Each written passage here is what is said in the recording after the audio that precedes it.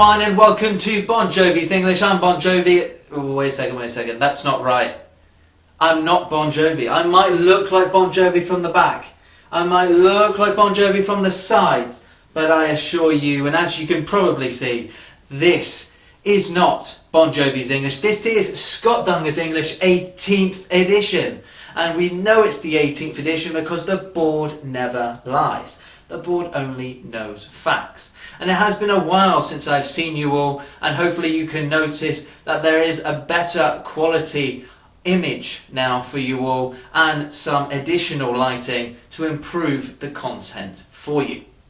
Now, as usual, we're going to be looking at a phrasal verb, an idiom, a word, something called the battle of words, which I'll explain more about a bit later on, and then finishing off with the topic of the edition, which I'll be giving my opinion on. Now, before looking at all of this, I'd like to say a huge thank you to everyone out there who has liked, shared, watched and subscribed to the channel so far. Your support is greatly appreciated from wherever you watch the channel from around the world. I can't thank you all enough for your amazing support. I hope you all enjoy and learn something new from the 18th edition.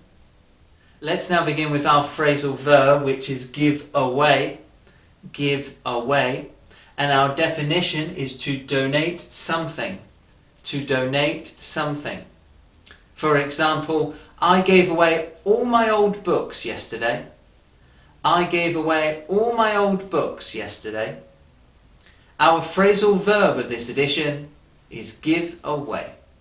Let's continue along now to our idiom. An idiom is a fixed expression that we have in the English language that is metaphorical, not literal. And our idiom today is a second bite at the cherry.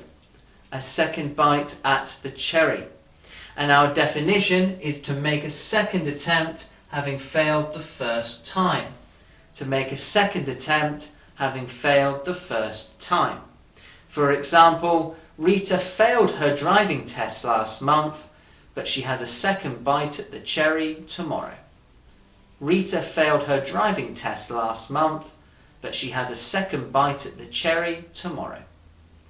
Our idiom of this edition is a second bite at the cherry. Let's now look at our word, which is brick. Brick. And as you can see, it is a noun. Our definition is rectangular block of clay used as a building or paving material. Rectangular block of clay used as a building or paving material.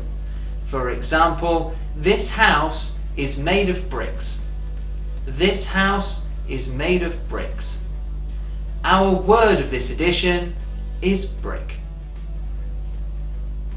That's right, people, it's battle of words time, and that means one thing and one thing only. We're about to go into battle with words in the English language that are similar but not the same. And our two words today are shade versus shadow. Let's get straight to it. With shade refers to the partly dark area sheltered from direct rays of light. Refers to the partly dark area sheltered from direct rays of light. For example, I like to sit in the shade when it's sunny. I like to sit in the shade when it's sunny. Our next one is shadow, and we have is the dark shape thrown on the ground, on a wall, floor, etc. by something which cuts off the direct rays of light. So it's the dark shape thrown on the ground, on a wall, on a floor, etc.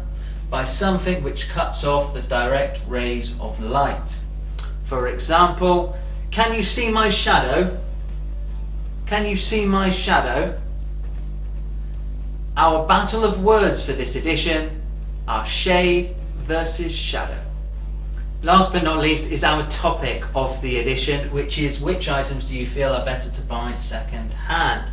Which items do you feel are better to buy second hand? Well, there are a couple that come to mind. The first one that came to mind straight away was a car. Because cars are incredibly expensive.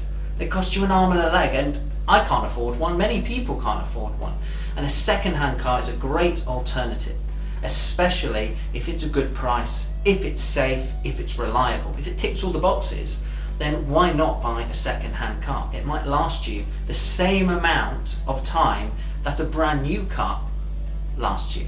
So that's certainly something to consider, not just money-wise, but also think about the reliability of a second-hand car compared to a brand new car. Are they the same? Are they different? And I think this is also something that people take into account. The second one that came to mind with this is electronics. Now, electronics in general, so tablets, mobile phones, laptops, they are extortionate as well when it comes to price. Nowadays, they are maybe the most expensive item on the market. You're looking at them being nowadays north of £1,000. That is extortionate. That's something that a lot of people can't afford, but people do spend money on it. So for people who can't afford an electronic that is that much money, buying it second hand for a quarter of the price or half the price is actually really affordable. And I haven't bought a second hand phone before, but for people who have and have told me about it, they say it's a great offer.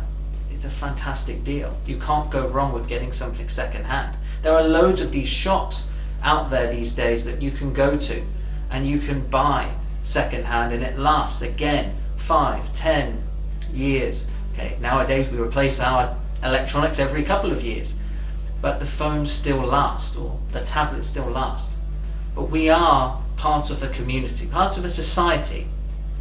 We do like to have things brand new. We do like things to be our own. In my case, that is very much who I am. I do like things to be brand new. I do like them to be my own. But I have a limit. Something like clothes, I usually buy brand new. Or furniture, I buy brand new. But when it comes to video games or cars, for instance, I'm happy to buy them second hand because they've probably been used multiple times. But as long as they're not damaged, then in my opinion, it's worth the price. You're always going to save a little bit of money when you buy something second hand. This is my opinion on the topic of the edition, and I would love to hear what you have to say about it in the comment section below. Don't hesitate. I would love to hear from you, and also about what we've had a look at here today on the 18th edition.